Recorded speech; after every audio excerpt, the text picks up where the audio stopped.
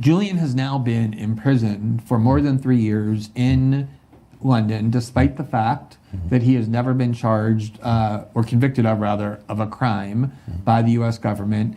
The only crime he was convicted of in the UK was a bail dumping charge where he got 11 months as long ago, served that time, and yet he's still in prison for going on more than 3 years now.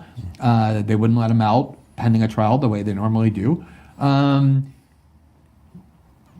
Do you think there's any validity to the theory that the U.S. government, the Justice Department, doesn't really want to bring Julian onto U.S. soil because of how much of a kind of sideshow, how much turbulence, how much bad imagery that will present to put somebody who is one of the most consequential journalists in the world on trial for espionage, in prison, having people protest outside, this huge distraction at best, a kind of real compromising of U.S. soft power, I think as well, that what they really wanted to do was just kind of break him physically and psychologically by keeping him in prison for as long as they can, and that there's really no desire to bring him to the U.S. Do you think there's validity to that theory? Partly, I think it's correct that there is a little desire to have a trial in the U.S.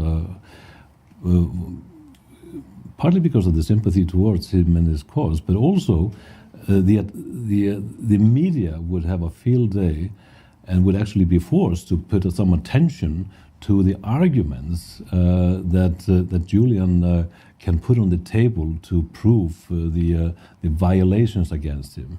And it's not a pretty story, It is something that has not gotten a lot of attention in the mainstream media in the U.S.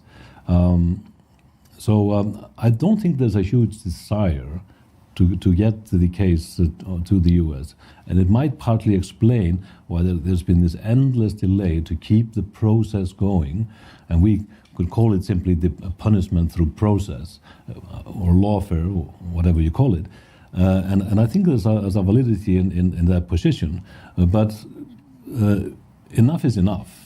This has been going on for way too long. 3.5 years now in a maximum security prison, and the United Kingdom with no conviction. I think he's the longest serving remand prisoner in UK history in latter times.